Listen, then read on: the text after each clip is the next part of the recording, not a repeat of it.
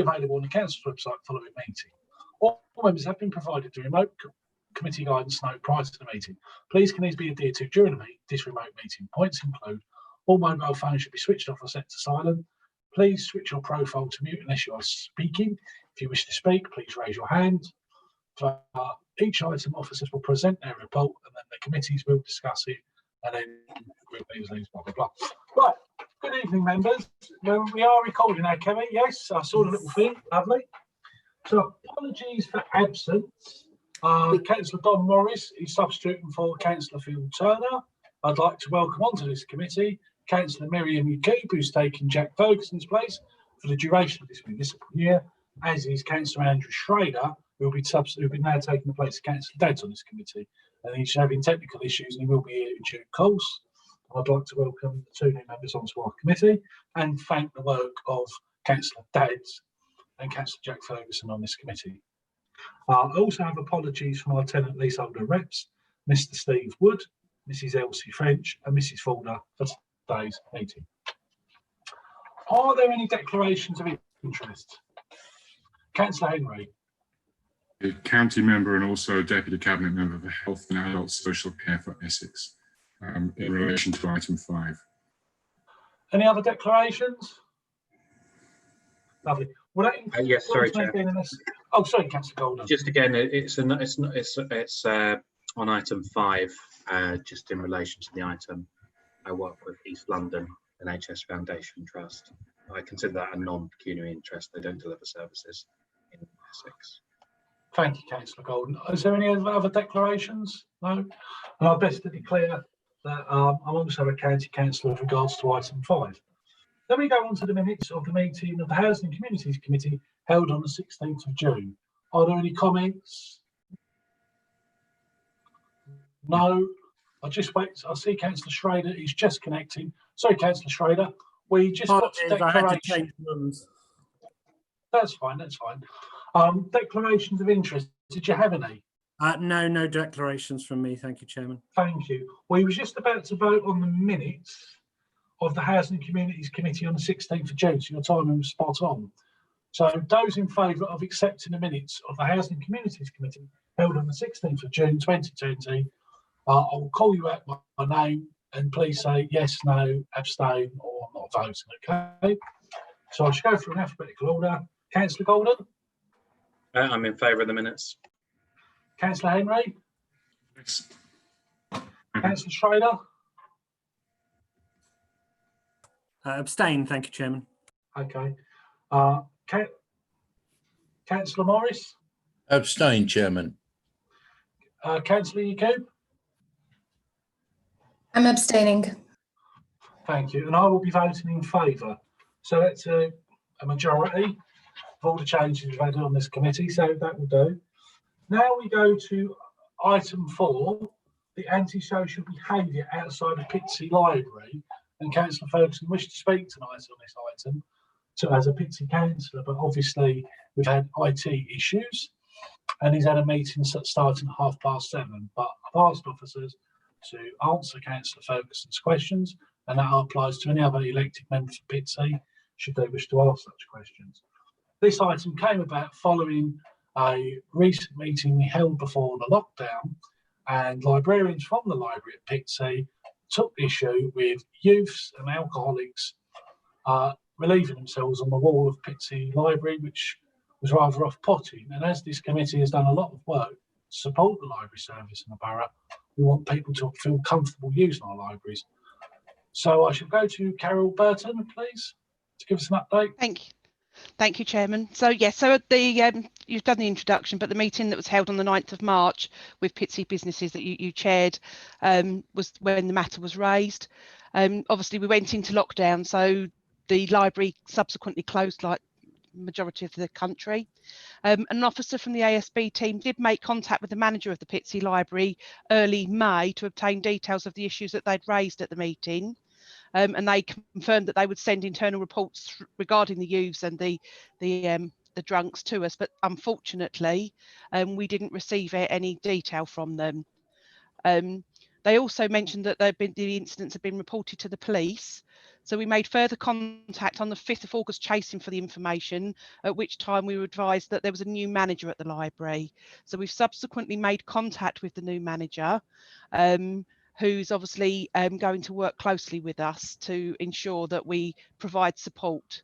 But just interestingly, the police reports only say they had one report from the reported incident from the library in 2020, obviously because probably of the pandemic, but only 4 reported incidents in 2019, and they relate to the drunken persons and the youth being disruptive in the library. But because we haven't got any CCTV footage or any details of the reports from the library representatives, we've been unable to identify any perpetrators. However, we have agreed to meet with them as soon as the new manager has settled in, so that we can support them and work closely with them and the police to address the issues. That's my update, Chairman. You're on mute. That's it. Thank you, Carol. Thank you. Members, would anyone like to ask Carol a question on the subject? Councillor Henry? It's just a question from Councillor Rimmer, actually, about the library. Is the library on the Connect kit? We recently had a radio roll-off, didn't we? Are the library on that? Is there a possibility of getting them on that?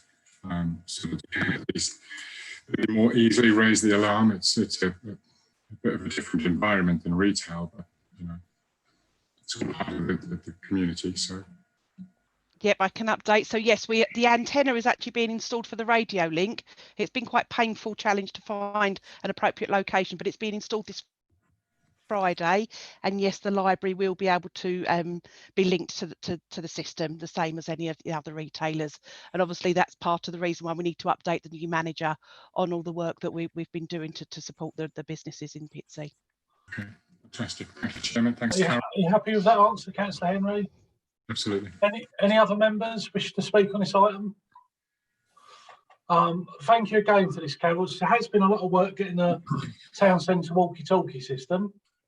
And is there any updates now? Now we know you finally found a site to locate it that is suitable, and it's all going to be installed Friday. Great. Whilst we're on this subject, do you have an update for us as this committee's funded the walkie-talkies to go with it? How many businesses have bought in or taken on 3 units? And most importantly, we've wanted to work the group that's been established, it's been cross-party, made up of Pitsea elected councillors. One of the clear things was we want to support the market traders with walkie-talkies. I wonder if you could give us an update on who's getting a walkie-talkie, who's paid for it, and who are helped out.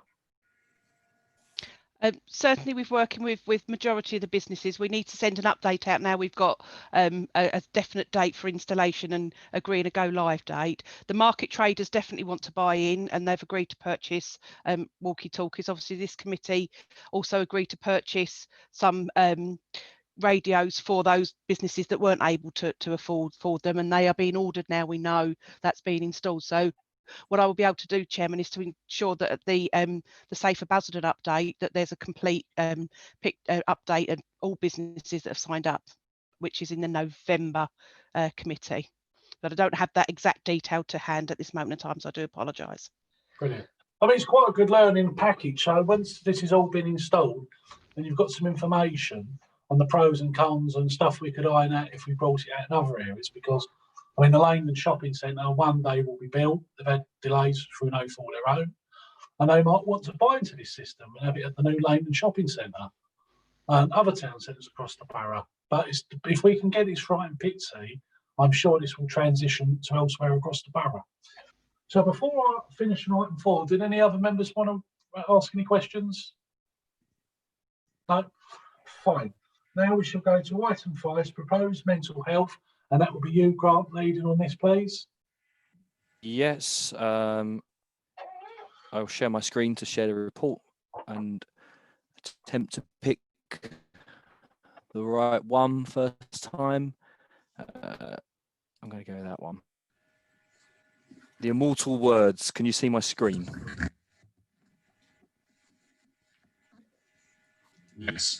You can. Thank you, Councillor. Sorry. Thank you, everyone. Yes, tonight I'd like to first off propose and bring to the committee a report on a proposed fund to support local voluntary sector providers working in the mental health field to build their capacity and ability to meet local needs in the current situation we find ourselves in. So this report sets out the way in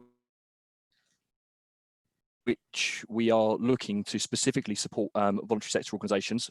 Basildon is very lucky in the fact that it has a number of different voluntary sector organisations who are already doing great work to support and work with our residents. Some of those groups that are operated and led by members of the community that have that sometimes live with mental health concerns of their own, and been really positive in bringing. I've been to this committee before and spoken about some of the work that's been happening as part of the community hub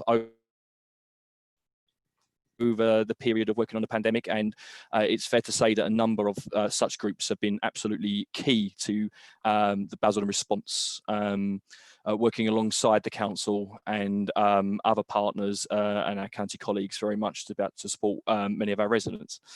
Now, this report comes about on the basis of what I'm sure the committee would have seen, which is quite a large number and a building and burgeoning picture of an increase in people suffering with poor mental health as the pandemic has continued. That obviously has happened for any number of reasons. And I guess some of those that are most specific to that will be in relation to social isolation, general fear with regards to the pandemic and its crisis, and continuing and perhaps even more at risk is the retention, the end of the job retention scheme at the end of October, which is, so we've seen quite a lot of that in the press nationally. And this report sets out some key statistics here that talk about that on a national picture, which says it talks about here about 19.2% of adults were estimated to experience feelings of depression in June 2020, compared with just 9.7% before the pandemic. So seeing huge rises, and a 30% drop in referrals to mental health services during this period as well. So not only are we seeing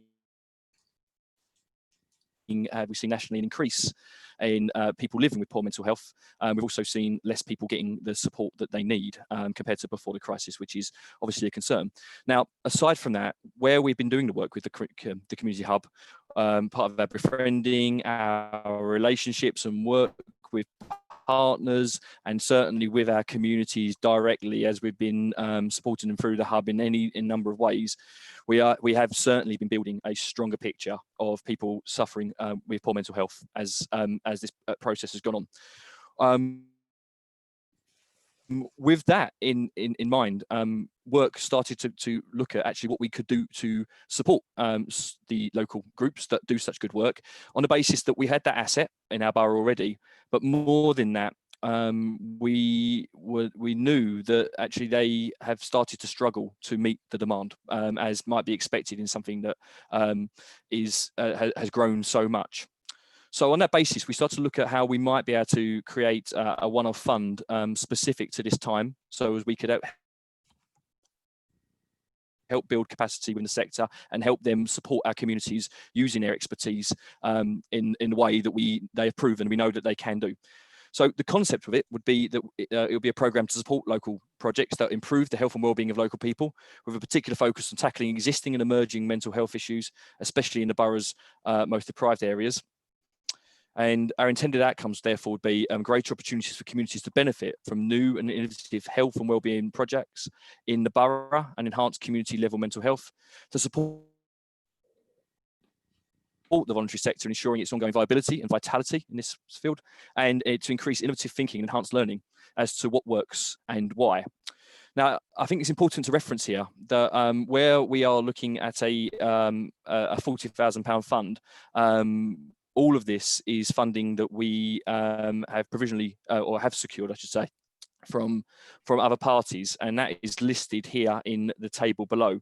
So we have £10,000 that is unspent, that sits within my service budget from our public health grant that we received from the public health team at our county council. We've also received a corporate social responsibility donation from Countryside Properties, which is hugely welcome received, specifically for this purpose, should the proposed fund be released. And finally, Mark Noble, the captain of West Ham, and the partners that he works with, also looking at some of the funding, how we can best use that funding, which was provided to support the community efforts as part of our COVID response. So that £40,000 fund, in essence, would create a fund which we would therefore look to use the existing grants to organisation criteria. But we would be with one change where we'd be looking to fund up to £5,000 one-off. So that would be the criteria that we would be looking to do. And just going up to the recommendations now, if it doesn't get stuck. So yeah, tonight what we're looking for is that recommendation 1, that the committee approve the creation of a one-off Basildon Mental Health Fund from existing resources as set out a moment ago, and 2, that the fund adopts the criteria of the existing Council Grants to Organisations Fund, with the exception that the maximum application will be up to £5,000. I'm happy to take any questions. Thank you. Thank you, Grant. Which member would like to speak on this item first? As I see one hand, Councillor Henry. Grant, can you get back to a normal screen? That's it, perfect. I can see it. Councillor Henry, you have the floor. Thank you, Chairman. Thanks, Grant, for the presentation. I'm acutely aware of how hard you've worked through the pandemic and how much a real uniting force you've been between county and the borough, and some of the organisations within the borough that have been, doing some of the work you just mentioned. What are fundamentally some of the main things you're hoping to achieve with this 40,000? What's the one thing you're looking to do? Is it particularly mental health, or is it going to be a raft of other things that's going on in the community, such as an increase of alcohol dependency, which is also damaging mental health, domestic violence, which is having an impact on mental health. Obviously, we've talked about the stress of the job retention scheme coming to an end. What specifically are you looking to get out of this, and how will that sort of be measured and managed? Will we be doing this in conjunction with specific partners, or relating this back to some of the services that are already in existence through the borough or through the county? That would be my question. Thank you. Thank you, Councillor Henry. Yes, I think that's a very valid and excellent point you raised. So my belief is that you're quite right that mental health exists and comes to fruition in many different ways. So I think it is important that what we would like to do is, this has very much been a listening exercise, and that's how we've come together to try to galvanise this funding to support at the community groups. So I think the truthful answer is we're really looking to the local voluntary sector to pitch to us through an application process what they think most matters from what they've heard. I think that's important because they are perhaps even closer to the ground than ourselves at times, and they have that experience of working with many of these communities. So I personally would welcome pieces of work that perhaps were looked at mental health through the prism of perhaps domestic violence or alcohol consumption or anything like that, if that is the experience that they are seeing that most need support to help people with their mental health crisis at this time. So I think we should be open to that, and but it will run through our grants officer, so it will be run with the right governance in place through an application process that we will look at and compare against our usual criteria. But I certainly wouldn't want to be saying that we wouldn't fund something because they're looking at, say, alcohol issues, and not saying that's not a mental health issue, because I don't believe that's true. So I think it should be looking at it further and wider. But we would need to see from them a very, very clear evidence base as to why this needs to happen, and now. I think that's important. Thank you. Councillor Golden. Oh, sorry, Councillor Emery, did you want to come back? I'm all Sorry, good. Councillor Golden. Thank you, Chairman. I think the first thing is to say thank you to both Countryside Properties and Mark Noble for making this donation to our town. It's going to benefit our residents. So, you know, I'm sure everyone obviously joins us in thanking sort of our community partners in a nutshell for that. I think Councillor Henry made some really good points. This was sort of borne out of discussions in the Health Partnership Board, and the Health Partnership Board is made up of providers of health and wellbeing across Basildon. So that's not just the NHS, it's community providers, it's the county council, a whole range of people sit around the table and identified issues. It's not, this fund's not going to solve mental health in Basildon, not by a long shot. I think our focus on it is recognising that the people on the front line, and often the people that are best at liaising with people and getting to those, I hate to use it, but hard to reach groups. And when I say hard to reach, I mean people who are sitting there suffering in silence. You know, people who don't want to reach out to their GP or don't want to reach out to the NHS. Often our voluntary and community and faith sector are often the best ones that are engaging people. And one of the real areas that we recognise is they're under a considerable amount of pressure at the moment. And I think we're really hoping that this grant, albeit comparatively small, or modest, I should say, perhaps, will help relieve some of that pressure. I think, as Grant said, it's absolutely for that individual organisation to decide how best to use that or how best to apply for that, because it's, you know, we as the council are the facilitators. We don't want to be enforcers. We need to facilitate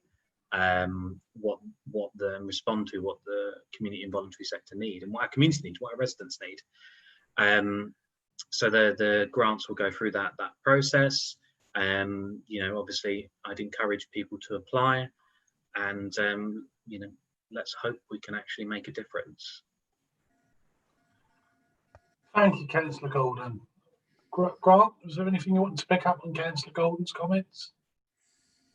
No, very much in agreement. That's all. Lovely. Are there any other members wishing to speak on this item? Please raise your hand. Councillor Yacoub. Thank you. I completely agree with Councillor Gordon. I think this is a really good initiative. I think as a council, we've done a great job in responding to this pandemic in a really efficient way. And I think that we're being really proactive right now. We know that we're at the cusp of a mental health crisis. We know that there are people who are going to feel the effects of the lockdown of COVID for a really long time. And I think that this is a really good step that we're taking to get ahead of these issues. And one of the things that is quite striking for me is I read a statistic about the impact this has had on women, single mothers, women who've newly had children, pregnant women, and how isolated they have been during this time, and how over 50% of them have felt anxious, have felt anxiety, have felt loneliness, because they didn't have the opportunity to have that contact with family, to have that support. And, you know, having a child by itself in like normal times is a really, really stressful thing to kind of go through. And it's a lot worse when you're isolated in such a dramatic way. So I think we really need to remember that this pandemic has exacerbated inequalities that had already existed. And I think there are people who are the most vulnerable within our borough that need something like this. So I think I'm really proud that we're doing this on this committee. I did have a question though.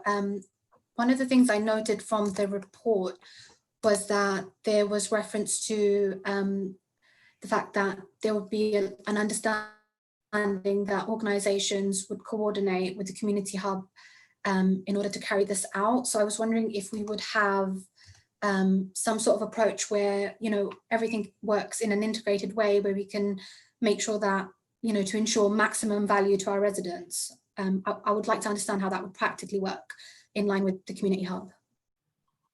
Grant? Councillor, I'm so sorry. You completely cut out the most, probably the biggest moment there. I missed much. Can you... So basically my question is that in the report, it was mentioned that there would be an expectation that these organisations will work with the community hub in carrying out these projects.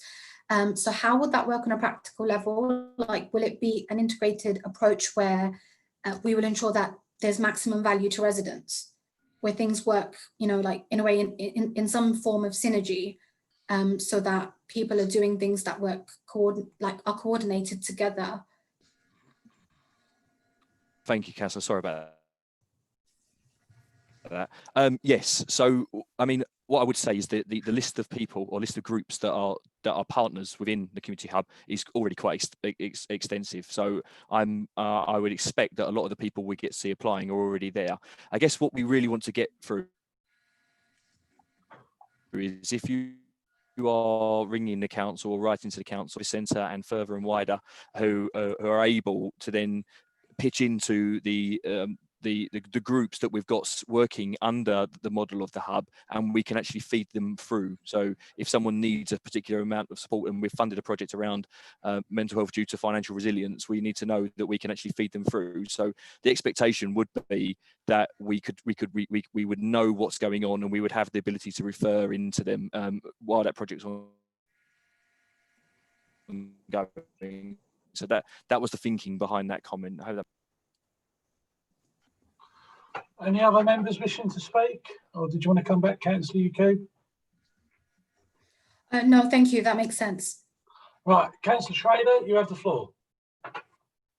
Thank you, Chairman. I just wanted to say I completely agree with what Councillor Yaqub just said, and I want to thank Grant for his report and the mental health providers that have been doing so much good work throughout the pandemic, and obviously the organisations that have provided this funding. I think we all know that the pandemic has challenged our communities in ways that are unprecedented and that none of us could have imagined, certainly not in living memory. And I think as we all try to adjust to the new normal as it emerges, the need to support our mental health providers has never been greater. So the consequences of all that has happened and all that's still to come are going to be with us for a considerable period of time, and I think we have to be proactive. So I think this is a really good initiative, and I think it certainly merits cross-party support. Thank you, Chairman. Thank you, Councillor Schrader. Any other members? Okay. Wouldn't be as some communities if we didn't get this far without an amendment. And I wish to make an amendment in, oh, hold on, someone's trying to get hold of me. 1 second, members. Could be Councillor Ferguson. No, it wasn't Councillor Ferguson. Right.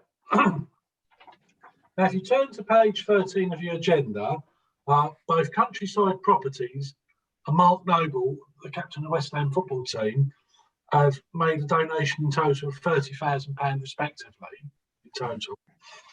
And I think it would be good manners to thank both Mark Noble and Countryside Properties, as Mark Noble has also donated, was it £25,000 grant to the Basildon Community Hub when the lockdown near enough started. So good manners gets you far. So my amendment is that this committee agrees to a letter of thank you sent to both Countryside Properties and Mark Noble to thank them for their generous donation, and signed for by the leader and chief executive of the council. Do I have a seconder for that amendment? Right, Councillor Gordon was first off as my vice chair. Can I put that amendment to the vote first, please? Those in favour of the amendment, I will call you out by name. Councillor Golden, how are you voting? For. Councillor Henry? for the Yes. amendment? Sure. Let's do it. Councillor Schrader for the amendment? In favour? Councillor Morris for the amendment? Favour. Thank you. Councillor Yacoub? In favour.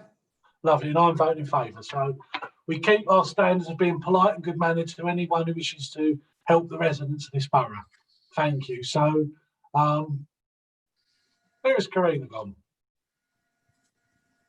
Karina. I'm here. Yeah, I'm here, sorry. Chairman, yeah. Right, so the amendment's been passed. Yeah. That's a letter of thank you from the Leader and the Chief Executive of the Council. Can your team liaise with the Leader and the Chief Executive to get that letter to Countryside Hold on, let me get this right. Countryside Properties and Mark Noble to thank them for their donation. Yeah, absolutely. We'll work with Grant on getting a letter drafted. Yeah, absolutely. Magic. Right, so I shall just wrap up. I mean, this is very important. On my travels, I was talking to a widowed lady. Her husband was in the Royal Air Force, and she showed me through the glass in the window, because obviously she was shielding herself. She was in her 90s, widowed. She said, look at all these medals my husband's got, and I'm just left here. I haven't seen anyone, blah, blah, blah, blah, blah. I said to her, give me a phone number, I'll put you in touch. I emailed Carol Burton and Grant, and the team was straight in touch with this lady. But, you know, I don't want to break a private conversation, but she wasn't in a good place because she hadn't met someone on the bus stop, say, or someone in the paper shop. Particularly the elderly residents of this borough, they're the ones that are suffering the most with mental health, because they don't see that person, because they're told by their family members, don't go out, look, if there's anything you need. And the family come around, drop off that weekly dose of shopping. But it's so important we reach out and help our elderly people as well, particularly as the borough's free pensioner clubs are not open.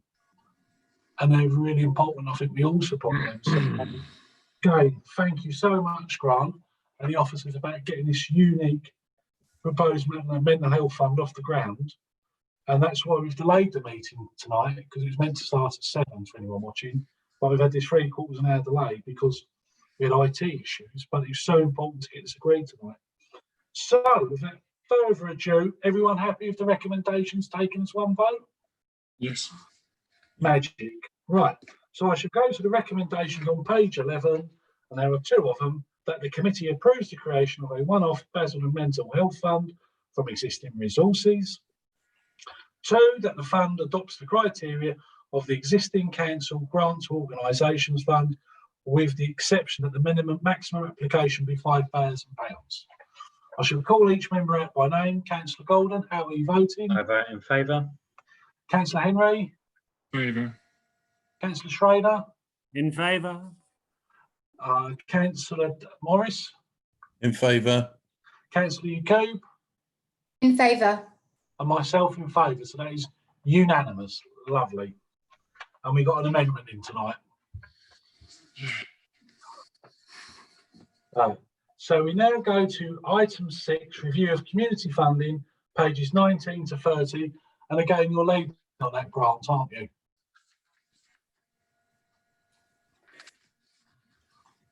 Sorry, yes, I am. Just going to again Lovely. share my screen to get.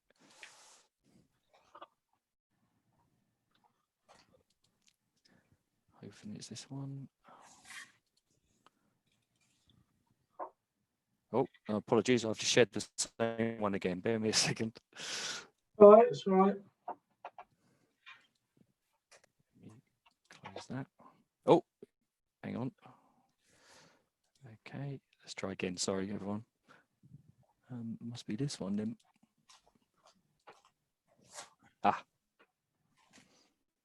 Everyone should be able to see review of community funding.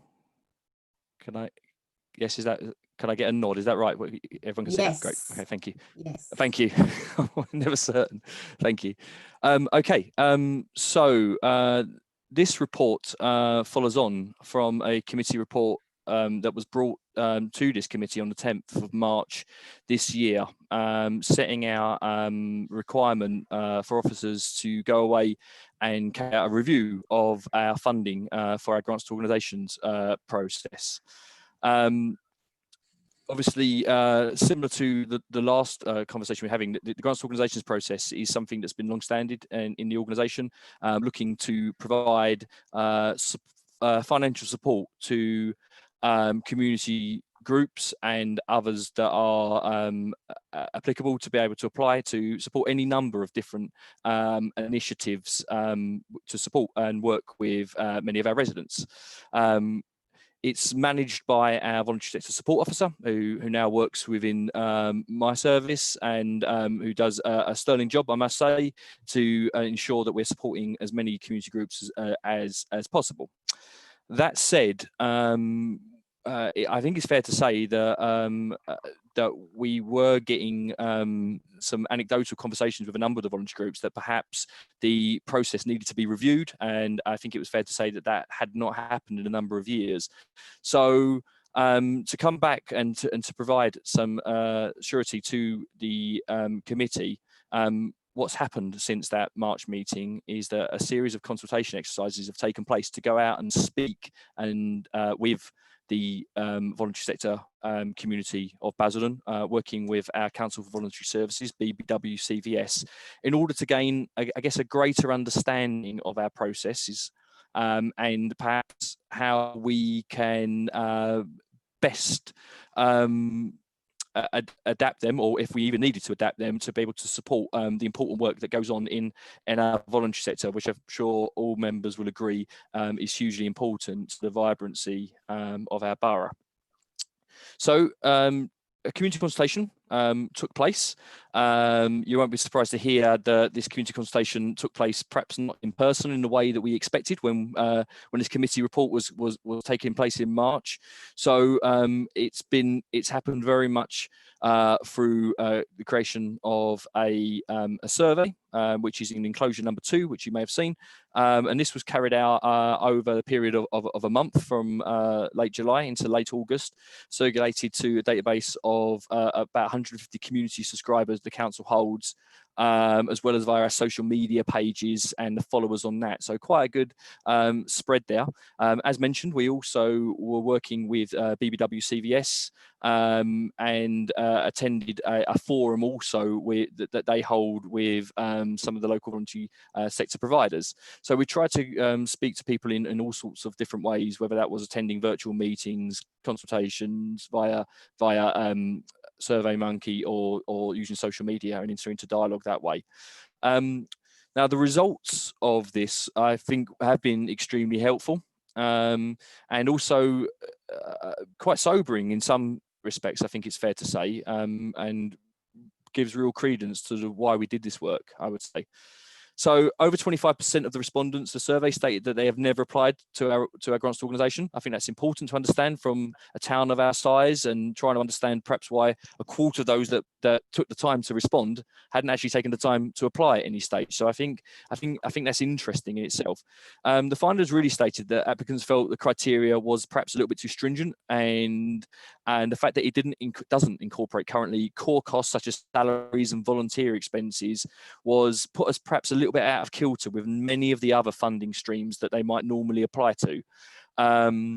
So that was a really interesting insight into how perhaps we could support them to be able to do the good work that we expect under them to help us achieve under our corporate plan. Respondents also felt that perhaps to gain the money that they needed to invent new projects to receive the funding rather than look to use our funding to perhaps support some of the things that should keep going or mattered already. So that's very interesting.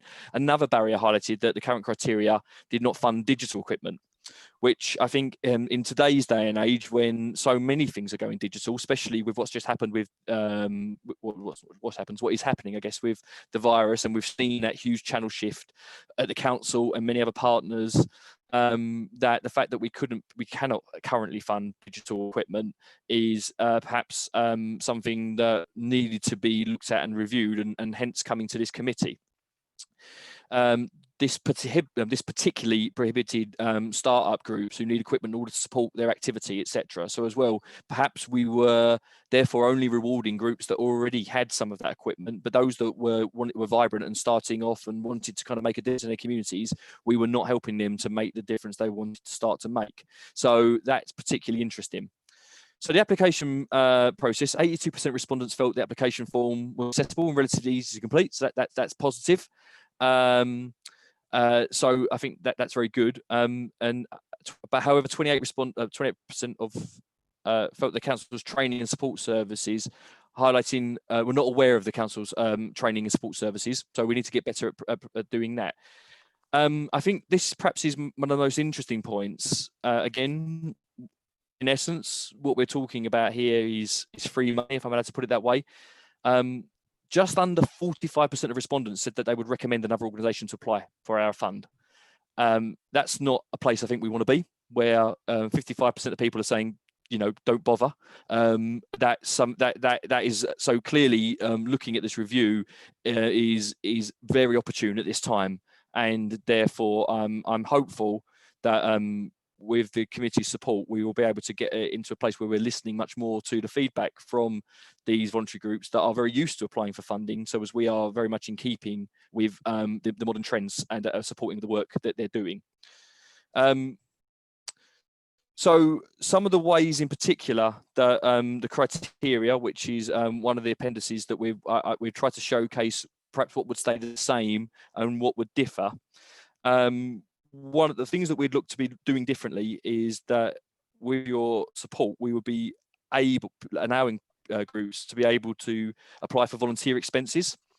I think that's really important if you're volunteering, that you shouldn't be out of pocket and that we should be supporting people to do that.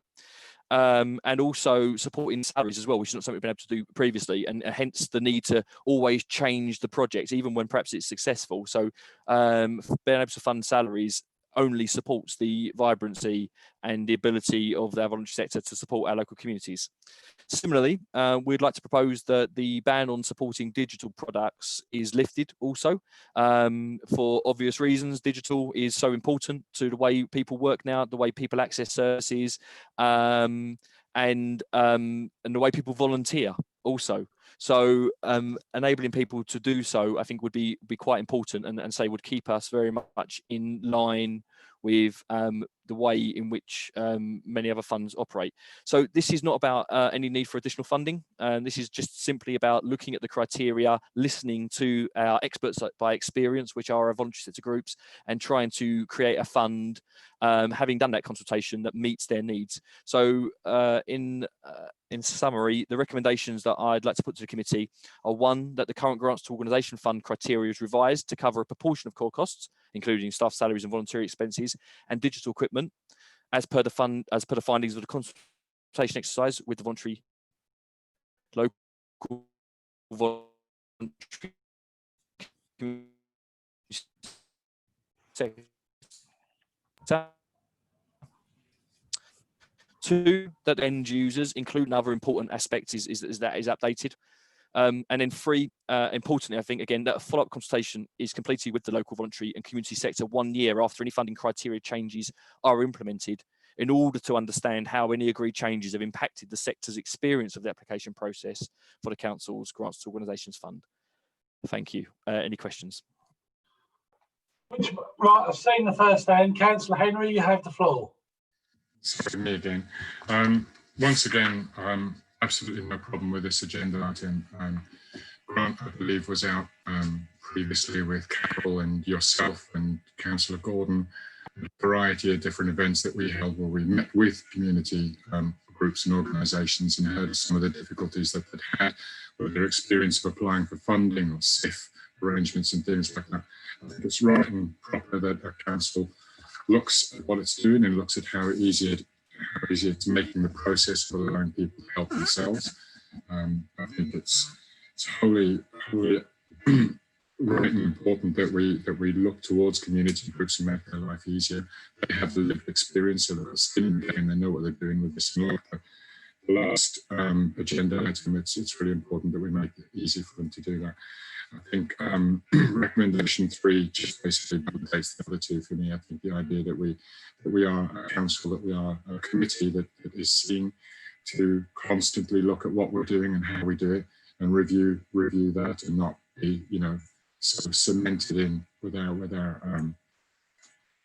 decisions. I think it's wholly appropriate that we do this, and I fully support all 3 recommendations. back to you. Thank you, Councillor Henry. Grant, was there anything you wanted to pick up on Councillor Henry's comments? No. Any other members wishing to speak? Councillor Gordon and Councillor Schrader, and then Councillor Yacoub. Oh no, I'll let Councillor Councillor- Schrader go first. He was slightly ahead of me, Chairman. I can't, it would be rude not to. I just tried to mix it up. Blue, red, red, blue. Age before beauty. Thank you, Chairman, and thank you, Councillor Gordon. I very much welcome the report and the opportunity it provides us to have a think about the way we work, and clearly it's timely because that figure of the 45% of respondents who said they'd recommend other organisations to apply to our grant funding, that struck out at me in the report as a pretty damning indictment of the way we currently operate it. It's clearly not doing what the community groups need, so therefore it's not doing what we need and what our residents need. So I think we need to take account of the findings in the consultation. I'm glad that we're going to have the follow-up consultation, because obviously it's not been done under the most ideal of circumstances, but I think clearly opening it up to volunteer expenses. The fact that we didn't include digital equipment, I must admit I wasn't aware of that, and that does strike me as crackers in the 21st century. So I think that's very welcome. Can I ask Grant, roughly sort of what, in terms of the grant applications, what amounts are we talking about for the average application? What sort of size? Does it vary a lot, or is it roughly sort of the same, similar? No, it's a small amount, so it's only up to £2,000. So they are small amounts of funding, but obviously often they are the precursor to getting larger amounts of funding as well. But perhaps not if our criteria gets in the way of lottery grants and things like that. So they're small grants, but they are very welcome. But it's and it's not. It's obviously 2K is a maximum, but it's. The amount wasn't something that particularly perturbed people. It was more the criteria. No, I just wonder if there is any. I mean, how I'm not sure how long that has been the maximum, but it does occur to me that £2,000 nowadays is not really a huge amount of money. If we're talking about salaries and I mean, I think you would struggle to even fund a part-time member of staff salary for much less than £5,000, to be perfectly honest. So yeah, that's something we might want to look at. I'm not sure if the maximum is really keeping up with inflation, but I think it would be a good idea to encompass volunteer expenses, because I certainly agree that people who are volunteering shouldn't be out of pocket at the end of it, even if they're not expecting a salary. They're not expecting to be financially, to be paid to do it. But if they're volunteering, at the very least, they shouldn't be out of pocket at the end of doing it by having, modest expenses like lunch and so forth. If we can help with that, then that's great. So yes, I welcome the report. I think it's very, very important that we keep this under review, because that 45% figure is not acceptable. We must do better. Right. Thank you, Chairman. Thank you, Councillor Schrader. Councillor Golden and Councillor Yacoub. Thank you very much, Chairman. And again, just thanks to Grant and his team for putting this together. I think the point about the £2,000 a good one. I think what would be good is obviously when we've made the changes, after that to then maybe in the follow-up consultation, maybe that's something we need to look at in a bit more detail. So definitely look forward to that consultation coming back. This has sort of been quite a long piece of work, I think. I think it was a couple of years now where we had a number of meetings with the community and voluntary sector. Councillor Henry, I think you was at a few of those meetings. They were led by Andy Barnes when he was on the council. And we got some really good feedback from some of the, when I say good feedback, I mean valuable to us. It wasn't all positive, but that feedback was valuable. And I think that that's something that we're really keen to continue trying to get it right. You know, we're never going to get it completely right, but I think if we approach it with candor and we approach it with that can-do attitude of, you know, we'll keep having a dialogue with our voluntary and community safety, voluntary and community providers. We'll keep bringing things back to this committee and discussing them if needs be. So yeah, let's hope we can continue moving forward on this. And thanks for everyone's support, I guess.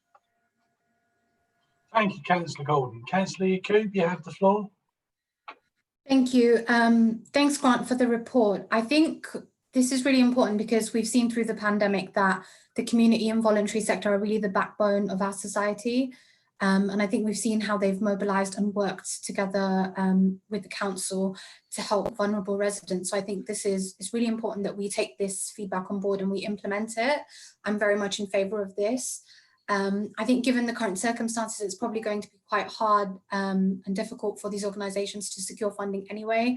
So I think it is important that we cover core costs. I think that's a really measured and fair approach that we're taking. I think one of the questions I had actually was, I noted from the previous agenda item that we were going to use the process for the grants to organisations funds, and we were going to kind of use that in order to go through the application process for the mental health fund. So given these new findings and the new criteria that we're hoping to implement, will that also be reflected with the mental health fund as well when it goes ahead? Good spot, councillor. I thought that too. So yeah, it was both of them coming on the same night. I think it's quite right that if we are changing the criteria, we look to do that pending the vote, of course, for this committee to do it quite quickly. And I would recommend therefore that the mental health fund goes out aligned to that new criteria. So as we are supporting things like digital and core costs, but obviously welcome to take any comments from the committee tonight on that. Lovely. Any other member wishing to speak before I wrap up on this one? No? Oh, Councillor Morris. No, thanks, Chairman. Oh, sorry, the little yellow square went round your picture, so I thought you wished to speak. Sorry. Mine's been a TV game show with a box lights up and there's people inside it and I can't think of its name. Just to wrap up, thank you, Grant, for looking into this with your team. Obviously, when you've got a good system, you do need to make tweaks along the way to make it relevant and usable. So it's all very good. So I shall go straight to the 3 recommendations on page 20 in your agenda. I will take them as one voting block unless there's an objection. And I see no objection. So I shall call each member by name. So if you please unmute yourself, and I shall call you in alphabetical order. Councillor Golden, how will you vote? I vote in favour. Councillor Henry? In favour. Councillor Morris? In favour. Councillor Schrader? In favour. Councillor Yacoub? In favour. And I shall be voting in favour. Now we go straight to Leslie O'Shea to give us a verbal update on COVID-19. Thank you, Mr. Chairman. So an update from previous meetings. So majority of services now, I'm pleased to say, are operating normally, albeit most of our staff are still working from home wherever possible.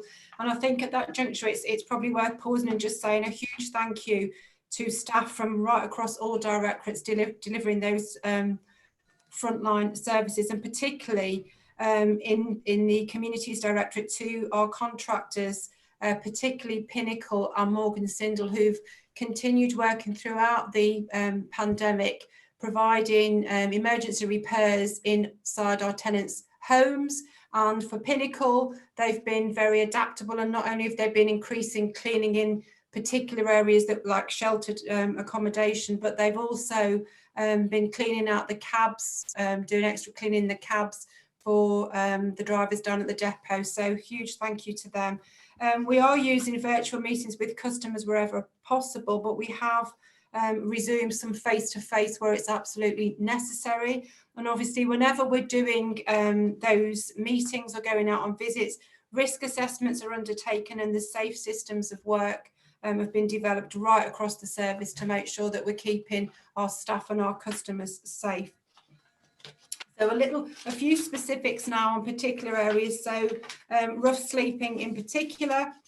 So we know we've currently got 11 rough sleepers on the street. We've got 16 accommodated in hotels, and the team have done an absolutely sterling job in getting 26 rough sleepers moved to settled accommodation since March, and that's been no mean feat. We've got another rough sleeping count being carried out in October, and obviously when we come back to committee in November, I'll be able to provide you with an update on that. Members will probably be aware that the government announced Next Steps accommodation pathway funding back in August, or the deadline was August, and that was funding from MCCLG and Homes England, and we've put in a funding request to that pot of money for emergency accommodation, private rented sector incentives, and capital funding for a Somewhere Safe to Stay hub, which would pick up. We're going to have difficulties not able to do our homeless shelters this year because of COVID. So that would provide some more settled accommodation, still temporary, but more settled accommodation for our homeless community. We're waiting the announcement of that funding award. We've had several different deadlines, but we're told that we will hear in September whether we have been successful or not. In terms of homeless applications, interestingly enough, we've continued to receive about 53 approaches a month from people threatened with homelessness, and that compares to normally about 64 a month. So lockdown conditions have not significantly decreased those homelessness or potential homelessness levels. We've rehoused 40 families in the private rented sector over the last 6 months, and that compares to 26 in the previous 6 months, and that really is a fantastic achievement and has helped to keep spaces in our temporary accommodation pathway, which we've desperately needed over the last 6 months. We've placed 137 households into bed and breakfast, which is something that we do not like to do, and that's compared with 110 in the previous 6 months, and that is really primarily because of us accommodating rough sleepers at the beginning of March. We've got 529 households in temporary accommodation compared to 486 6 months ago, and that really is reflective of the inability to pursue evictions against people in temporary accommodation that normally would have taken place, plus the accommodation of those rough sleepers. Allocations have all resumed now fully, letting of properties taking place, and things like successions and assignments and tenancy changes have continued as normal throughout.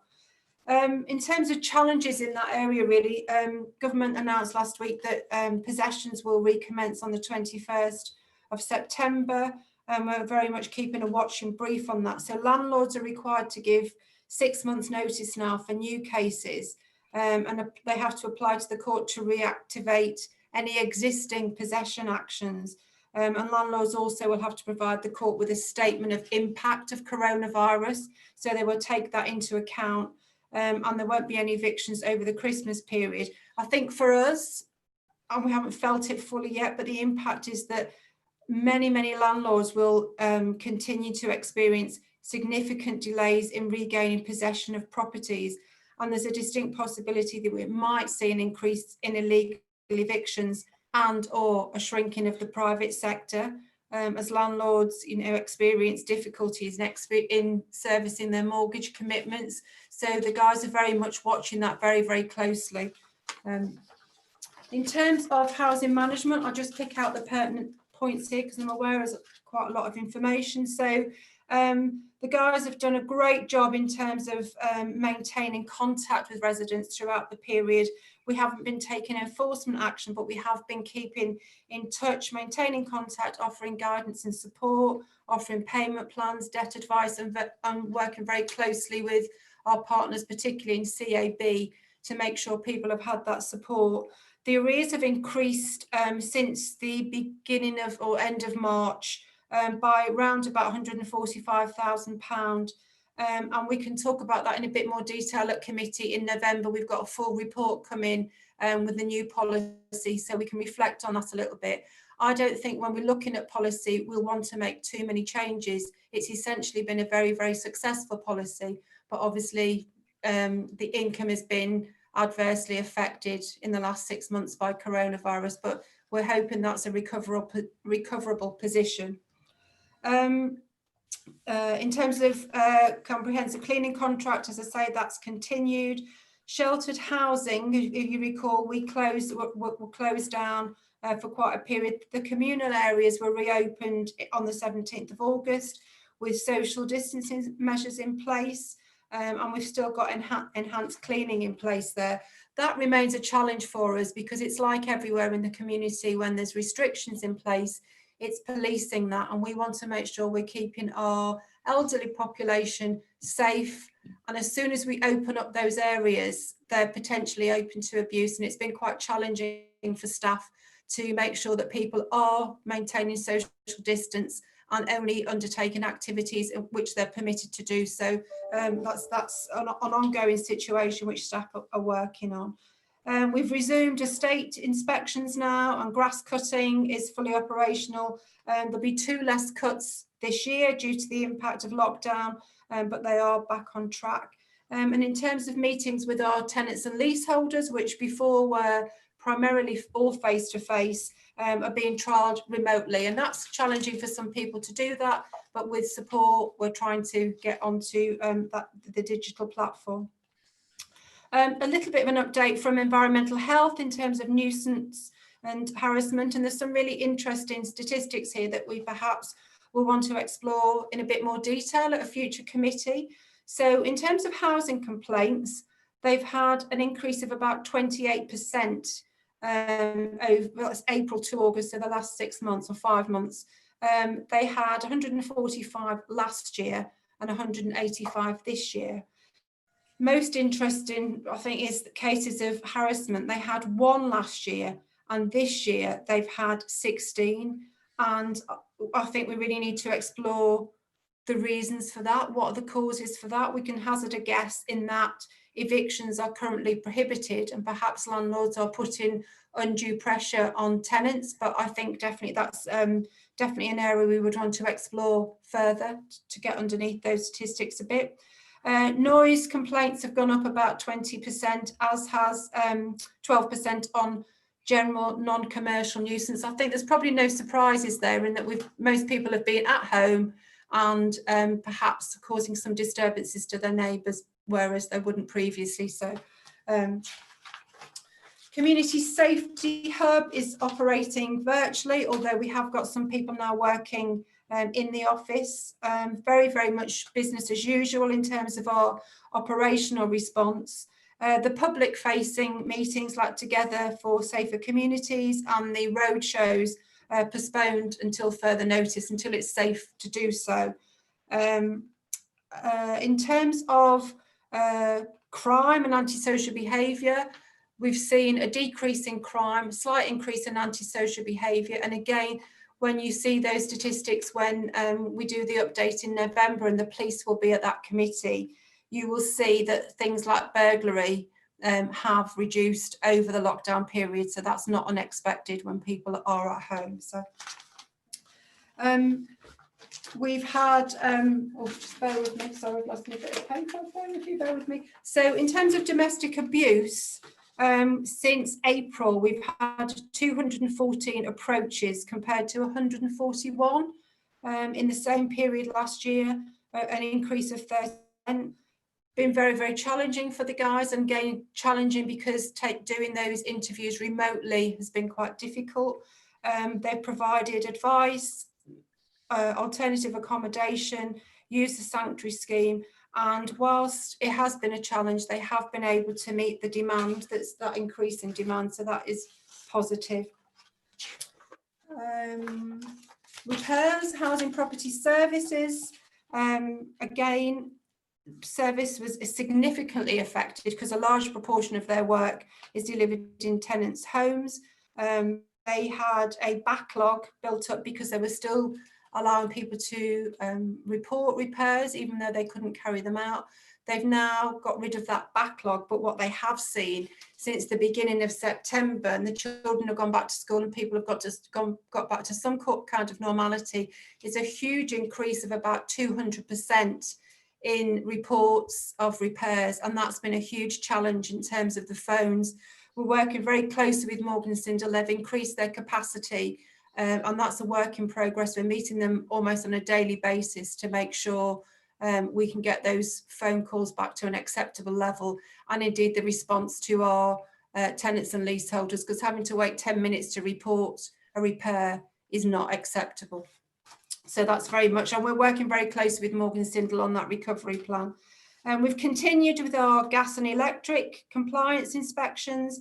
Access on those has clearly been a huge challenge. People have not wanted us to come into their properties, but they've done a sterling job over the last month in getting the numbers down from the hundreds, now down to 40 with the gas compliancy. And they've got a plan in place to get those back down to, well, zero really, which is where we need to be.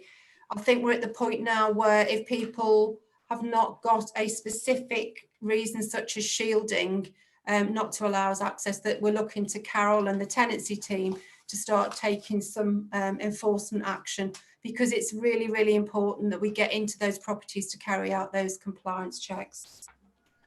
I think I've covered off the safe systems work. Plastering and ceiling repairs still very, very difficult for us because of the availability of material, national shortage of plaster and plasterboard, so that's an ongoing challenge.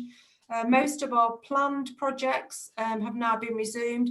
Some of the more intrusive works like kitchens and bathrooms are still not possible due to social distancing requirements, and that's likely to result in an underspend for HRA capital for this financial year, but they're reprofiling that at the moment, and we'll bring that back to a future committee.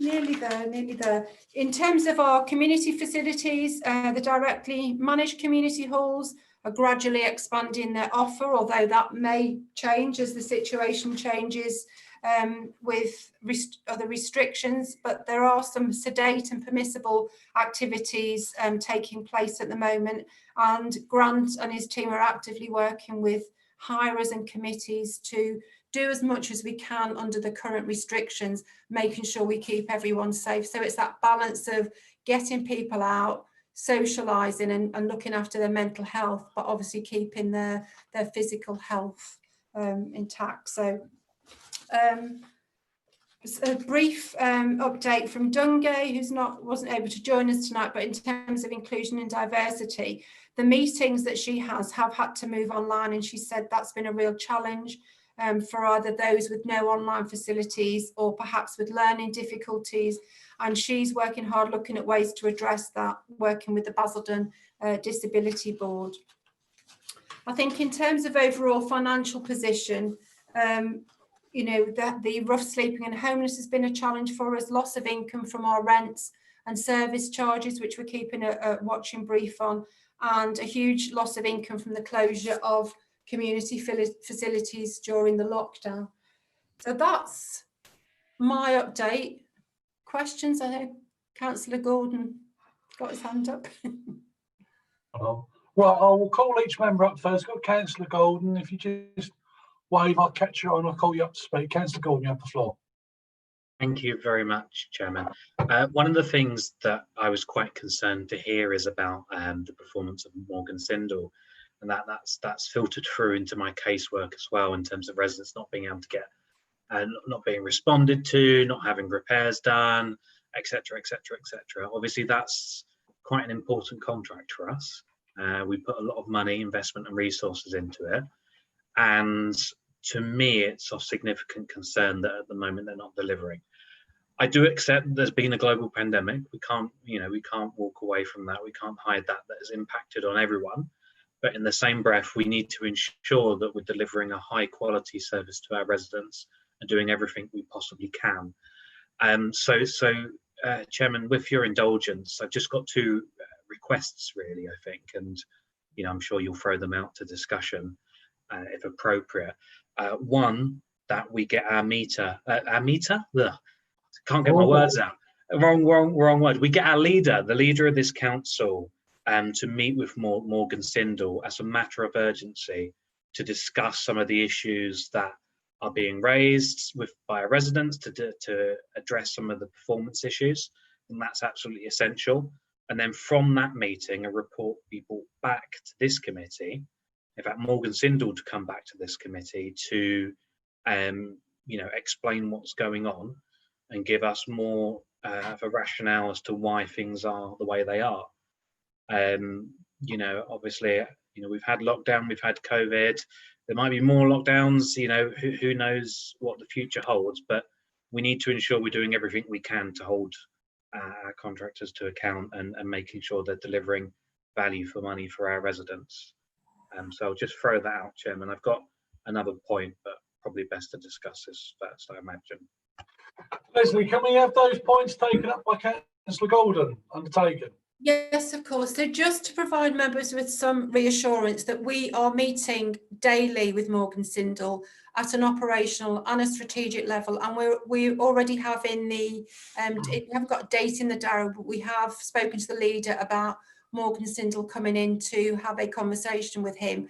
What I want to have in place first is a robust action plan, so we can share that with the leader and indeed every other member on what action we're taking to address some of those concerns. So they do some very, very good work, but I think we've dropped some balls recently in terms of the telephones and, as you say, some of the casework that you're seeing in your inboxes. So absolutely, we will happy to invite them back. I think they are on one of the future meetings anyway.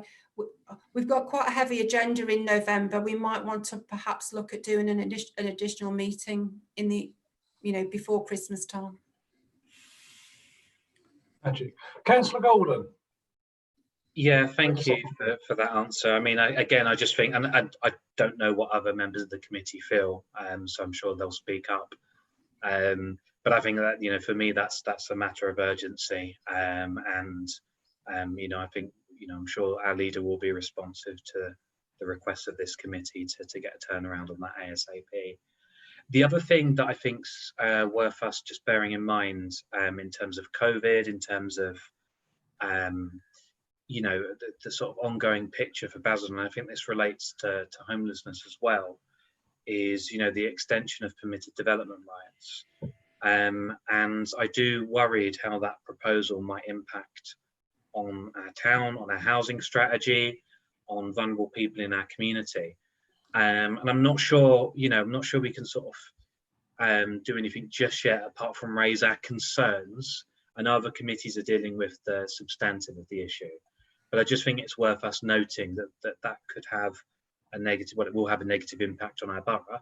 But in terms of the specific agenda around housing, around communities, around community cohesion, around homelessness, I'm concerned that this extension might have or add even more demand and more pressure to our services when they're already overstretched. So I'll leave my remarks at that, Chairman, and I'm sure there'll be some exciting discussion.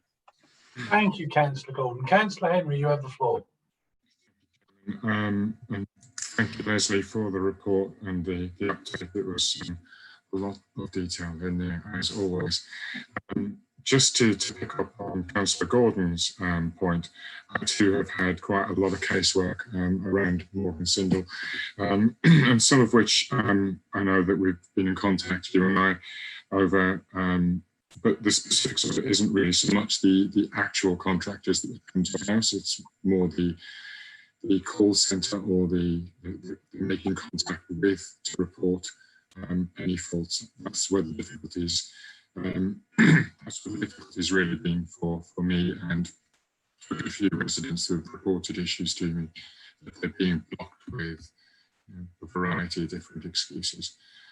In real terms, I would say in Morgan Sindall's defence, the protocols that they put in place and the requests that they make prior to visiting a property and their willingness to stick to that while they're at the property to keep people safe has been a very, very welcome vision, I have to say. It would be good on some of the other items that you talked about. You talked about the sheltered accommodation and stuff like I know that that's come up in a previous meeting. It would be good perhaps to have a little look at some of the problems in a future meeting when we have time on the agenda pack, to have a look at some of the lessons that we may have learned out of that and what we've done to not only support the residents, but also support the staff that we have working for the council who are residents too. So nothing for now, but maybe something for the future. So thanks, Leslie. And thanks, Jim. Thank you, Councillor Henry. Leslie, is there anything you can pick up? Because there was a case Councillor Henry brought to my attention that he already reported. And I think this is a part of members' frustration, is that if people have got a serious repair, and I'm not talking about, I don't know, a bird sitting on top of their roof, I'm talking about someone's got no heating, no gas, no water, Poseidon's venturing a flat upstairs caused by their washing machine leaking, and members will phone, and you've got that character, and I hate to be horrible, but it is her from Little Britain. You know, when he coughs and goes, the computer says no. So a resident has called a member stuck outside the front door because we don't want to cross the threshold because we want to keep them safe, but we want to show we care. We pick up the phone the fives and all the threes, and we get the computer says no. And to pad that restatement out, it's typically, well, it's a 24-hour reply, it's been 2 hours into it, whatever. And one case, it was, you know, those horror films where there's blood coming out the bathroom, but it was human muck, and it was on the Langdon Hills estate, caused by a blocked sewer pipe because there's design faults on that estate. And the two neighbours living next door couldn't use the bathroom. One had diabetes, one was a retired lady, and both didn't have a car. And Morgan Sindel was like, can't you use a neighbour's toilet? And this was a year ago. So I phoned up Morgan Sindel, and I wasn't happy with the answer. It was like, it can wait till tomorrow. So our residents who pay their rent would have to wait 24 hours before they could use the toilet in the property. It's crackers.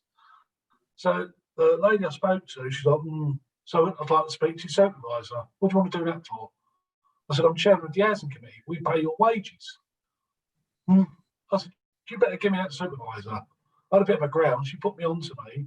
She's a bit more helpful, but seriously, that call centre, they've really got to have a shake-up, because Morgan Sindel, when they get out there, great job, but that call centre should be on Little Britain. If they ever do a remake, has to be.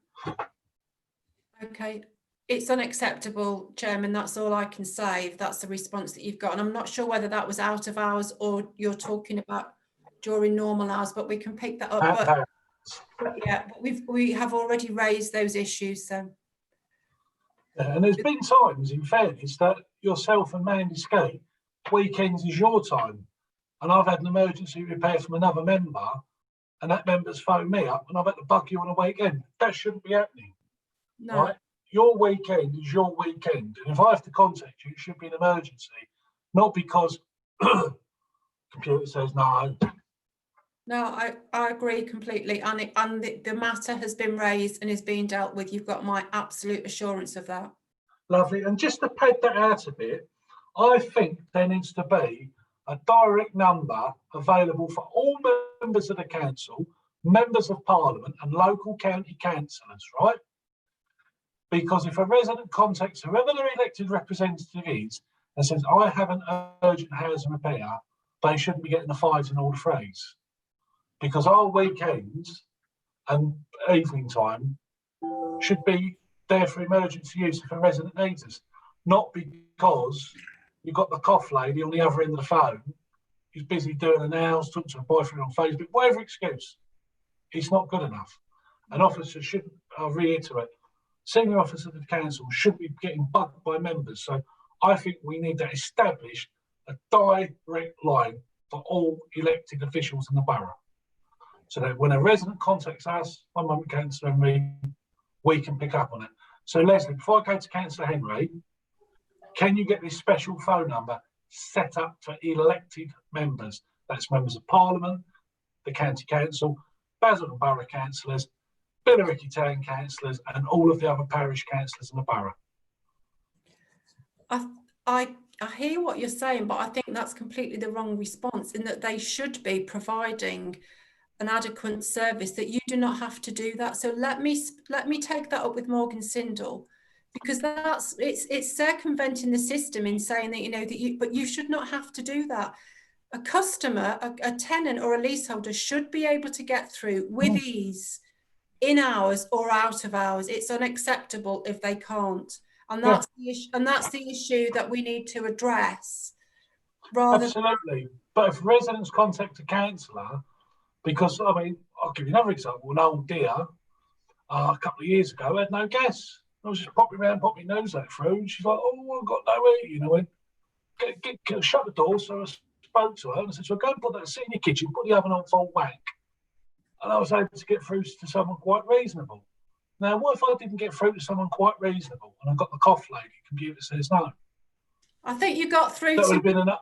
That would have been enough a person who has an A&E. No, I absolutely will report back to you once I've had these meetings with Morgan Sindall and the action plan is in place. I will come back and tell you exactly what we're going to do about it to resolve it. Could I suggest, I will come to you, Councillor Henry, in 1 second, that a survey sent to all members, so as I described, so county, borough, town and parish councillors and our 3 members of parliament, to ask them what is their experience and get that to Morgan Sindall. So I think in the main, when members do contact them, it's a positive. But when we need them, that lady with a cough seriously needs a packet of lockets. Seriously needs a packet of lockets. Councillor Henry. To pick up on the last point that you've raised about a specific phone number, the phone number isn't the issue for me. I was able to get through. The issue for me is the reception that you get when you do get through and the response. And it's the behaviours. It's not the methodology, it's the behaviours that are the issue. And if I'm entirely honest, there's 52 of us on this council, there's 75 councillors at county, 3 MPs for this borough. I don't want to have access to something that the residents don't have access to.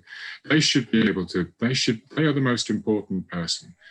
If they lift the phone to call maintenance, they should be able to get the response and the help that they need. And it's that we need to look at rather than our accessibility into a system that should, if people are having to call us to report a gas issue, if people are having to call us to report water coming through bedroom ceilings and things like that, the system has already let them down. And it's that we need to correct rather than adding another phone line, or rather than making it so that you end up with a 2-tier reporting system.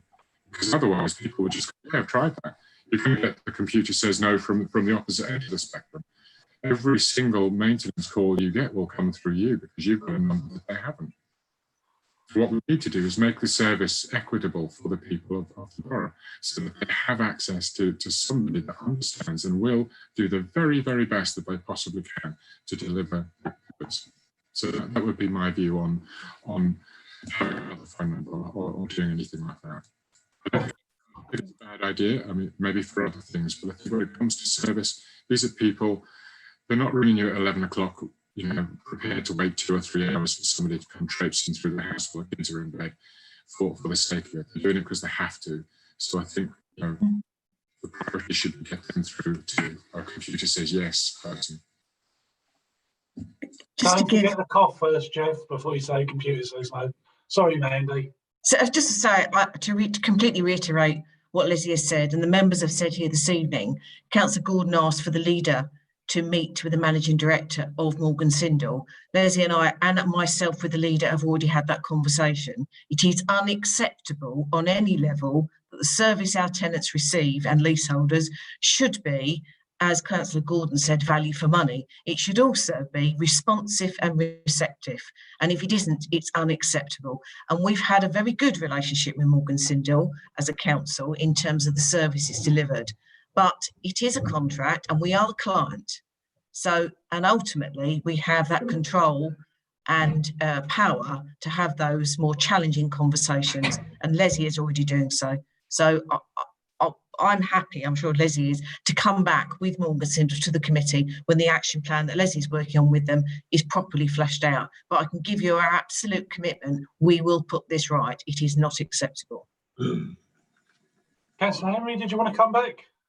Just to say thank you to Mandy and Leslie for comments.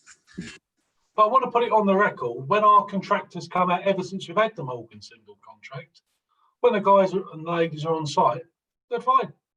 I've never had anyone say there's been a problem. And if there is a problem, members raise it and it's put right. So if it's only partially done or it's not fully done, I mean, the weekend, I had a serious bit of casework. I've emailed over the weekend, Monday morning, 9:30, I'm checking the emails. Already got 2 emails in response. Followed it up with a phone call.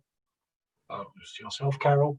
And someone had been out on site and they was going to do works today, well, safety works today to make it safe. So the service from Morgan Sindall's fine, but the overall comment is that call centre, I think, it's about a cigarette paper's worth of difference to the highway repair department at County Hull. You know, it's just a number you don't want to have to call because you're not getting that sort of helpful service. It's not like, oh, I'm sorry about that, but the lady's supposed to only get a repair done at 2 o'clock tomorrow. When you say, but there's blah, blah, blah, blah, blah, it's genuine circumstances, it's like, right, let me see what I can do to help, you know? It's more like the McDonald's drive-through teenager experience, but, you know, yeah, blah, blah, blah, if you're lucky. And what our residents want is the Marks and Spencer's experience. Yes, sir. Yes, madam. What's your problem? Right, okay, we will move heaven and earth to help you. Because when our contractors get on site, they're brilliant. And the contractors from Morgan Sindall get a lot of stick. But when they're on site, it works fine. Any other members on the COVID-19 response? Okay. I mean, when we, just to wrap up, when we cast our minds back to when the lockdown lifted and things were slowly getting back to normal, kids could use the play equipment and other things, our estates were overgrown with knee-high grass, people complaining. It's been like little battles all throughout the summer months. The estate's looking clean with regards to grass and overgrown vegetation. The Pride teams are slowly getting on there. It's good that in this year's HRA budget, there's another Pride team for HRA estates, which has helped out.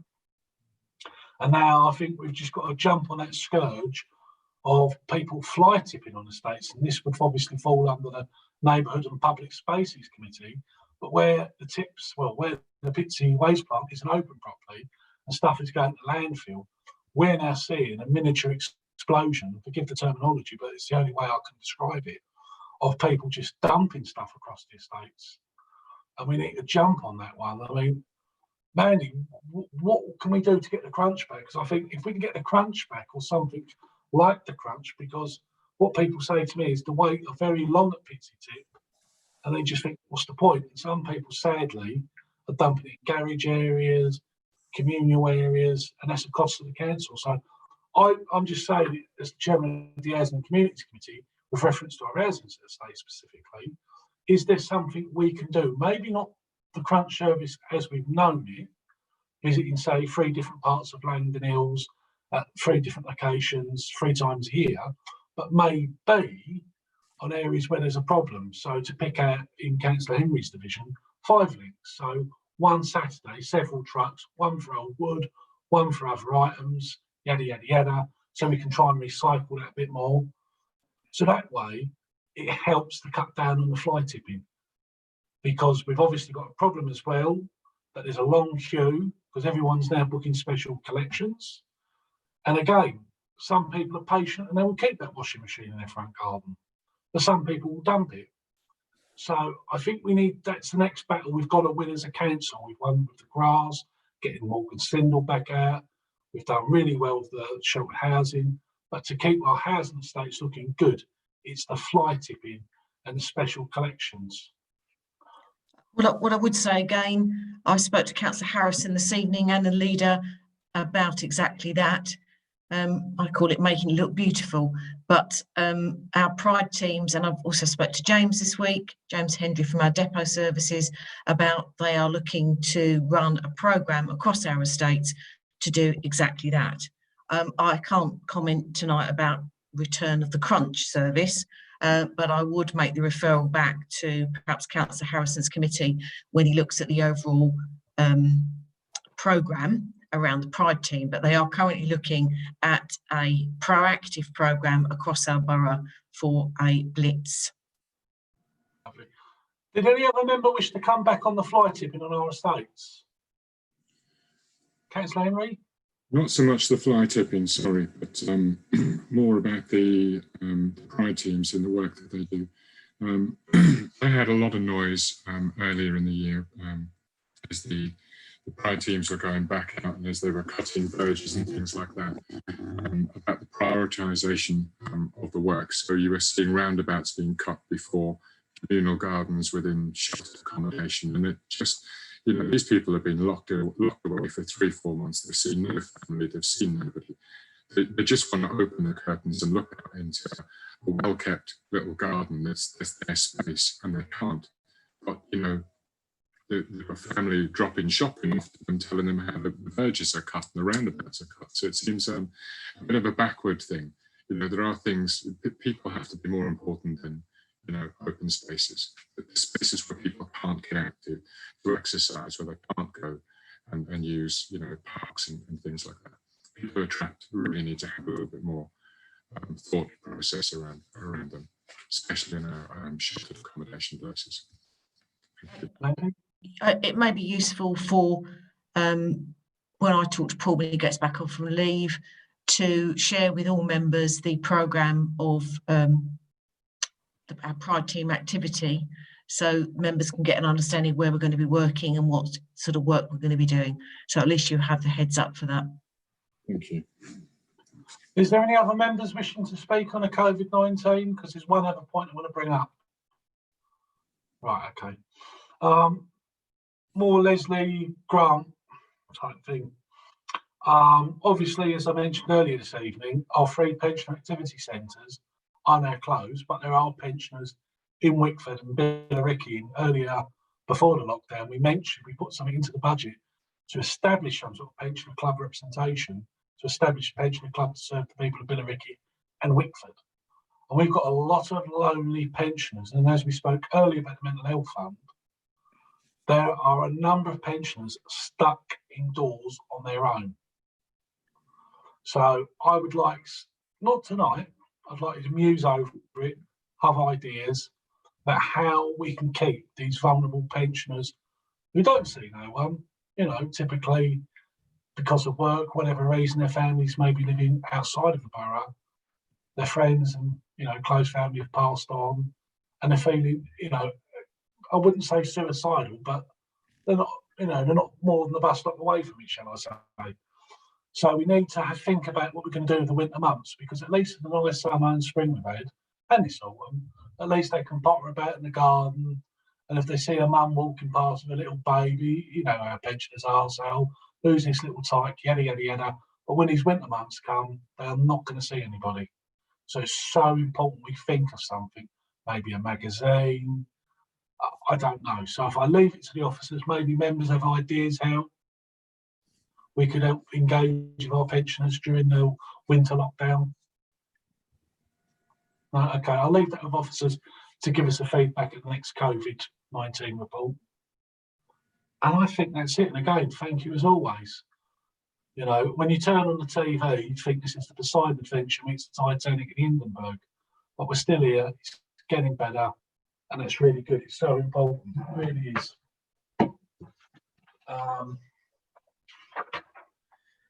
So I've done the COVID-19 impact assessment. Then we come to the work programme. 1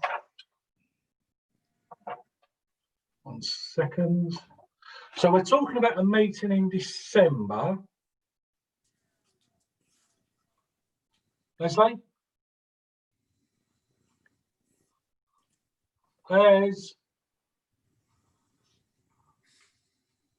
Leslie? Sorry. I was talking, I was on mute. So we've got a date in November. It doesn't actually say what date that is on the thing. I think it's the 16th. So I'm suggesting... Can't we have it Christmas Eve in case any certain members wish to pad it out? We might all see Santa. I won't be there. I think we probably want to split the business that's currently down for November potentially into 2 meetings. It looks quite a heavy agenda there. But That's fine. let's speak to Dungy. I don't know how long her agenda items are. We could certainly do the Safer Basildon and the budgets in one, but obviously if we want to get Morgan Sindall back this side of Christmas as well, I think we need to put an extra meeting in. So should we work with committee services to have a look at that? Yeah, that's fine. Now, the other day, Councillor Henry and I spoke after the Basildon LHP, and he's very keen to get town twinning on, but I've not brought it to committee. What I need first is an update. Maybe Mandy will know more, and Councillor Schrader, because he sits in the Infrastructure and Inclusive Growth Committee. On the 23rd of January this year, the subject was brought up, and I was going to do a bit of report feedback on the benefits of twinning and what other advantages, etc., or if there were any. So has that report from the Infrastructure and Inclusion Growth Committee been completed yet? That was agreed on the 23rd of January. I'm afraid I'm not able to give an update on that because I don't know. I'm looking to my colleagues on the committee. I don't know if Leslie, are you? Kemi? No, because I was just going to explain that the town twinning has been moved to external affairs out of infrastructure, so it's no longer under infrastructure and inclusive growth. So, and that's under Tomash and Kevin Wright in the economic development team. They'll be able to provide an update on that. Can I make a suggestion that we ask if you need an update that we get one to the members of the committee via an email so that you have a fairly instant update on where we are with that? 1 second, if I could, because rather than repeat what Councillor Henry said to me on the phone, Councillor Henry would like them to come before the committee to set out their stall to the committee and take questions from members. But what I want to see is, now I know it's external affairs dealing with this, they need to get a wiggle on. There's 2 dates in November and December. They need to get the wiggle on, do the work they need to do. Then we can look at their work, and then they can come before us in either November, December. So if you can have a word, please, Mandy, tell them to get the wiggle on. Now I'm going to call in Councillor Henry, officers, then Councillor Golden and officers. Councillor Henry, you have the floor. What I would say is that we need to get some definition here on what we class as twinning, because I think what's going off to another committee is a very, very different concept than what we've currently got in establishment as twinning. So you're looking at something with maybe economic potential. What we're looking at is purely a community venture that's been, you know, serving the borough for many, many years. And my request to have them give us an update is purely to update us as a committee on the events and the trials and tribulations that they've faced throughout the entire pandemic, and how I know personally they have been doing quite a lot of different activities, just like all of us in different ways. So I was looking for an update on that. It's news to me that this has gone to a different committee, because I think you're talking about different things, and I know there was something in the north of South Carolina brought up last year or 18 months ago with potential for twinning, but that's an entirely different type of venture from what I can see to anything that we've done before. So any news right now would be welcome news. That would be it from me. So the message is we need to get a wiggle on. Leslie? The current, am I on mute? No, we can hear you. The current grant funding agreement that expires at the end of March currently sits with this committee and sits with Grant. Wonderful. So it's just that it's just, as you say, the future is looking more at economic development and how it can support that. But the current grant funding agreement, which, as you rightly say, is around the community stuff, is still with this committee, Councillor Smith. Yeah. It's like the committee twinning committee. Oh, it sounds like committee twinning, doesn't it? Us, infrastructure and inclusive growth, and external affairs. When will it get to policy and resources and the planning committee? Councillor Golden. If I ever have to go back on planning, I think I might have to resign. No, I was just going to say, I'm pretty sure in terms of the reason, correct me if I'm wrong, but I think the reason it was pinged over to external affairs was about sort of how we're building partnerships, etc., etc., etc. In terms of the grant funding that we give, obviously that I think is up in March, and I think usually we will look at all of them at once. So typically we've had, you know, the CAB, we've had Impact, we've had Dial before, we've had a sort of different organisations in to present to us to give us an update on what they're doing in the community. Again, that was back in scrutiny days. And I think they came to this committee or whatever version it was a few years ago as well. So it's not unusual, as a famous Welshman once said, for them to come to committee. So yeah, I think, you know, before March would be handy. Just have a chat with them, understand what they're doing with the grant funding, you know, what benefit it's bringing to the town. Yeah, makes sense. Okay, but just to reiterate, Councillor Gordon, his essence is getting a wiggle on, so it's November or December, because once it gets over after Christmas, it's like, what's the point in having it? We're going to give it cash or we're not in March, so might as well get it done this year. But it's dependent on external affairs doing their thing. Okay, the next thing I'll put this to one side because it's not work programme. Is the libraries. This is the second thing. Now, Councillor Yacoub knows of the conversation. Grant, I wonder if you could update us that Essex reckons they can't buy Bain character books, but I've spent 30 seconds on Google and I found a company called Peters, which looked like a reputable company that sells books to schools.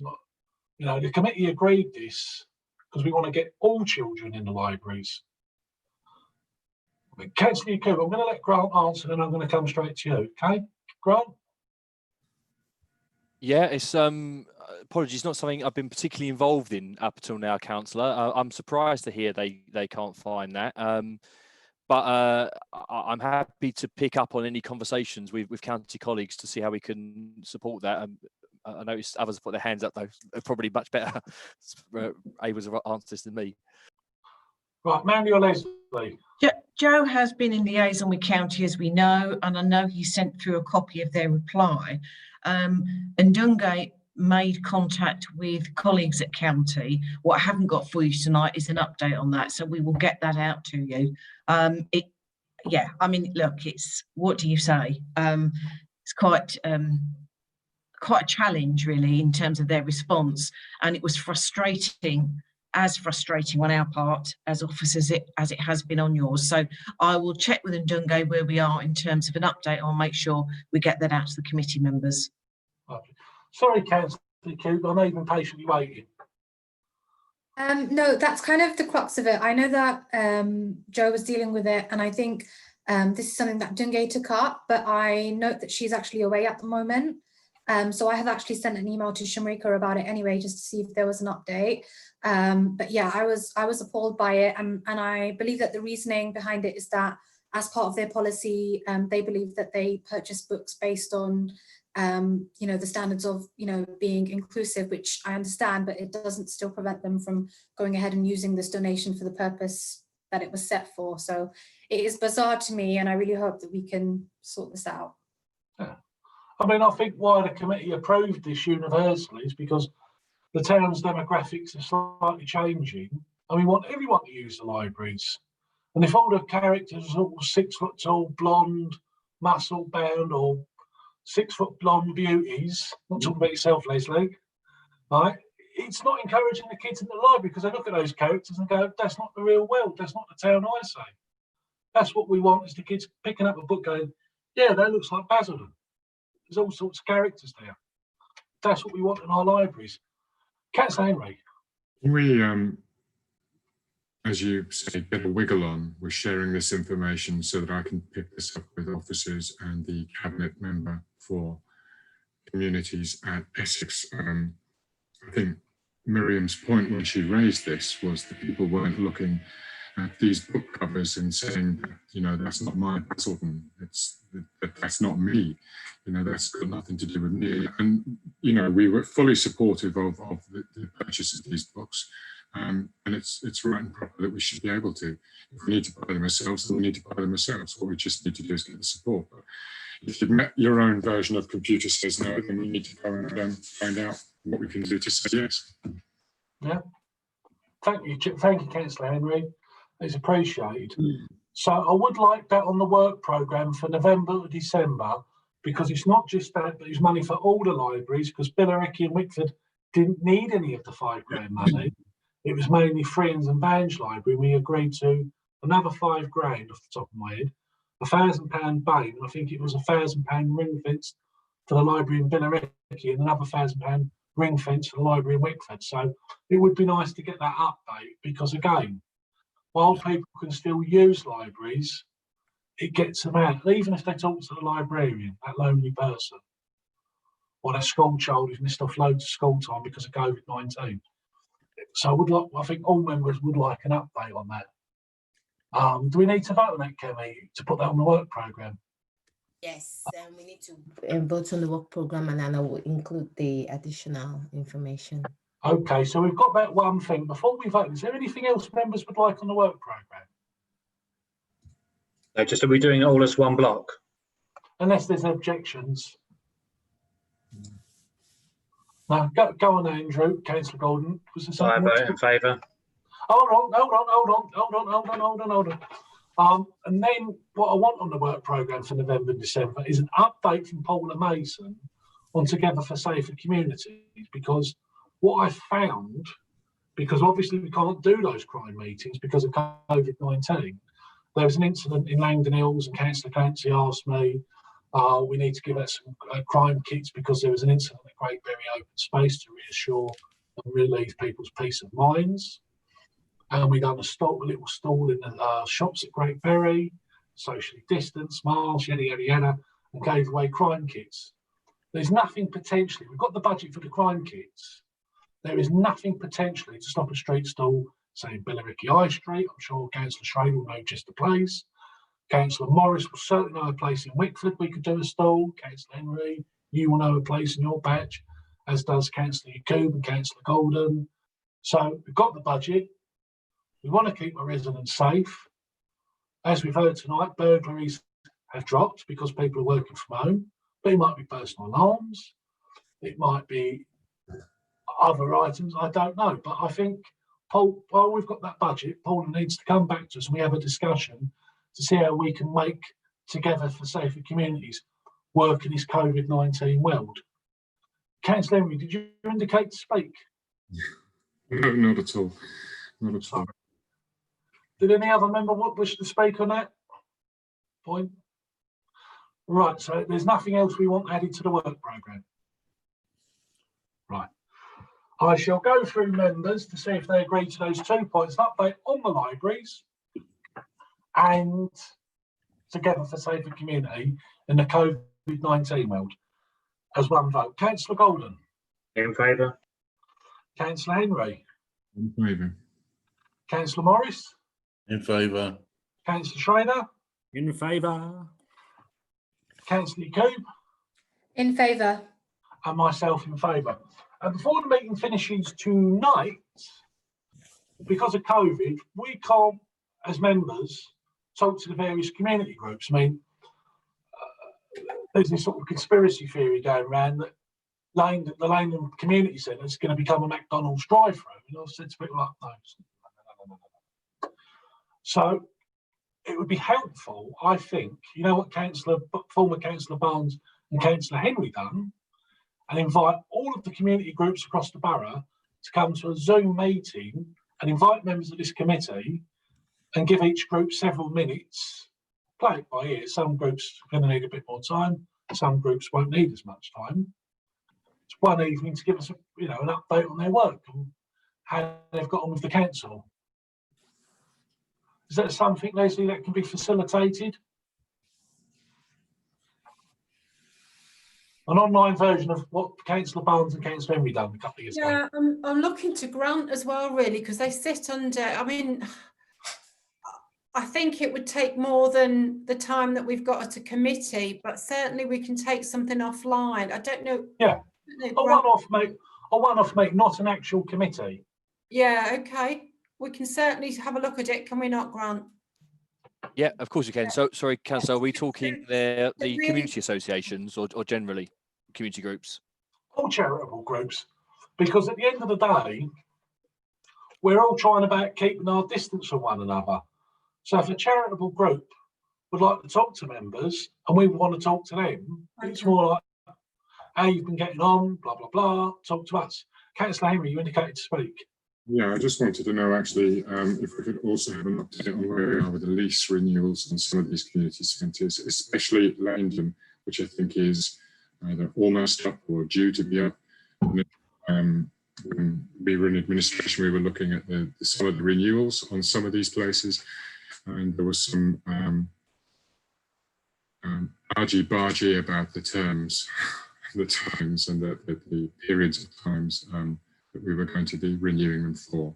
So we could do with an update on that as well. Councillor Henry, that does fall under Councillor Harrison's committee, but it is confusing because we support the groups that use the building, but the buildings fall under a different committee. So it would be helpful for a verbal update. Would you be happy with that, Councillor Henry, as a verbal update? It would be very good. Lovely. But I think, Leslie, not a committee meeting, but an online briefing. So we talk to the groups, so like Motivated Minds. What's the lady's name who runs Motivated Minds, Councillor Henry? Carla. Carla. So Carla can start, give a quick rundown of how she's got on and if she needs any help from us. It's going to take too long. No, just No, okay. Yeah, that's fine. Grant and I will talk outside the meeting and get something together. So we'll write out to each of those groups and perhaps get some feedback through a small survey initially and then invite them to a meeting. But it would be nice to actually talk to them because, you know, Jeff knows Carl at Motivated Minds. I know some of the people behind the pensioner clubs. So us individually know each particular club, but if we're all in the same Zoom feature, you know, Jeff might know Motivated Minds might be all right. I don't know. Yeah. This is what I'm saying to you. So it's there, and if other members want to sit and listen, they're more than welcome to. Yeah, absolutely. Lovely. Members, officers, thank you for your patience while we had fun with YouTube this evening. Must be something to do with the US presidential election. Everyone's to put their own video up on YouTube. I don't know. But I would say have a safe journey home, but you're all home. So thank you for your time. Thank you for your attention and all your hard work. Thank you so much. Thank you.